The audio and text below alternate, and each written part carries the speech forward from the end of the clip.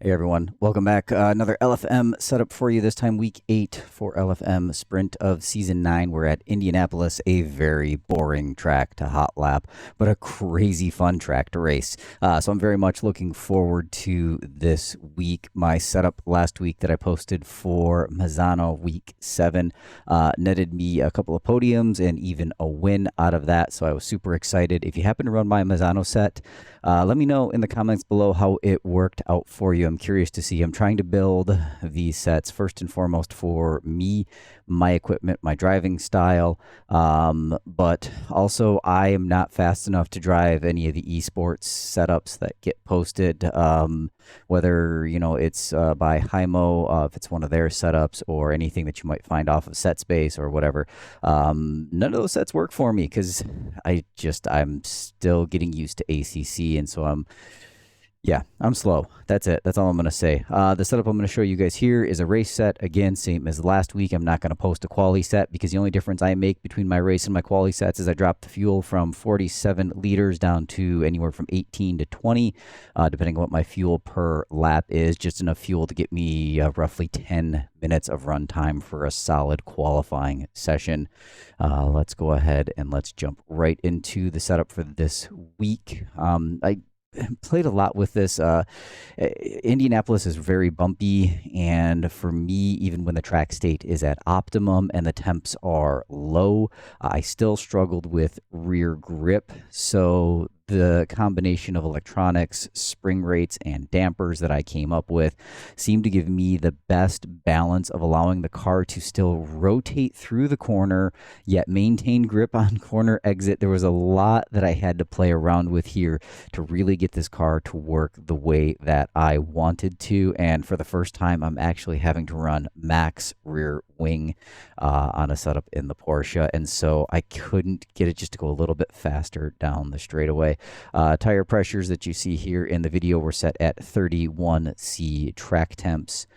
Electronics, I'm running 3 and 6 on traction controls. If you are smoother on the throttle than I am, you can bring that TC2 down to probably 4.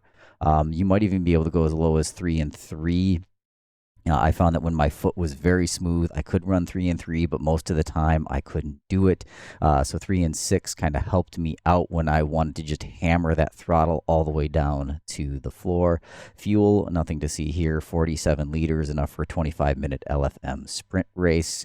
Roll bars, I'm at 1 and 1. Springs, I'm running very not high spring rates this week because the track is very bumpy. If you find that the car is a little oversteery for you, I recommend upping the front roll bar this week. Don't reduce the rear roll bar because when I was running 1 up front, 0 in the back, the rear of the car just felt kind of dead on corner exit. It just kind of seemed very unresponsive. So if you really are just the back end is too much for you, maybe go ahead and step that front roll bar up just 1. That should kind of help tame the car down a little bit. The dampers, this seemed to work really well. I liked the way that the data was looking in Motec, and I really liked the way the car felt. I still had plenty of grip, plenty of rotation, and it was easily, I mean, the car was easy to drive this week, and I'm running mid 36s with this set, and I feel for race pace for the splits that I am in, that's more than fast enough to get me into the top 5. Like I said, I am running max rear wing this week, ride height at 75 and 53. I will say, if you want one change that you can make to the setup, if you are a more aggressive driver than I am, go ahead and take this rear brake bias down to around 48.4, even go as low as 48.0, but then open up your rear brake ducts just 1 click. I ran about a 10-lap stint with the brake bias at 48.0.